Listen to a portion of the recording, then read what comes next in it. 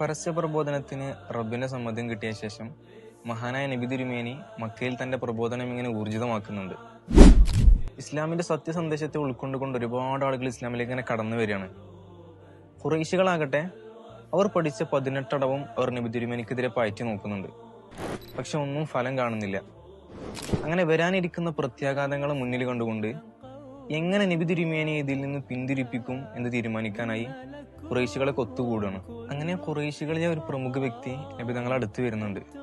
എന്നിട്ട് നബി തങ്ങളോട് പറയുന്നുണ്ട്, അങ്ങ് ഖുറൈശികളിൽ പ്രമുഖനാണ്. അങ്ങയുടെ ആശയങ്ങൾ ജനങ്ങൾക്കിടയിൽ ഒരുപാട് വിള്ളലുകൾ ഉണ്ടാക്കിയിട്ടുണ്ട്. അത് ഞങ്ങളുടെ പൂർവിതാക്കന്മാരെയും ദൈവങ്ങളെയും വല്ലാതെ അപമാനിച്ചു. താങ്കൾക്ക് സമ്പത്താണ് വേണ്ടതെങ്കിൽ താങ്കളെ ഞങ്ങളിൽ ഏറ്റവും വലിയ സമ്പന്നനാക്കാം. താങ്കൾ സ്ത്രീകളെയാണ് ആഗ്രഹിക്കുന്നതെങ്കിൽ ഖുറൈശികളിൽപ്പെട്ട ഏത് സ്ത്രീകളെയും ഞങ്ങൾ വിവാഹം ചെയ്തു തരാം. സ്ഥാനമാണ് നിങ്ങൾക്ക് വേണ്ടതെങ്കിൽ അതും ഞങ്ങൾ നൽകാം. ഇതൊന്നുമല്ല, ഈ രാജ്യത്തെയാണ് നിങ്ങൾക്ക് വേണ്ടതെങ്കിൽ ഞങ്ങൾ ഈ രാജ്യത്തിന്റെ രാജാവാക്കാം. ഇത് പറയുന്ന സമയത്ത് പ്രവാചകർ പുഞ്ചിരിച്ചുകൊണ്ട് തന്നെ നിരസിച്ചു കളയാണ്.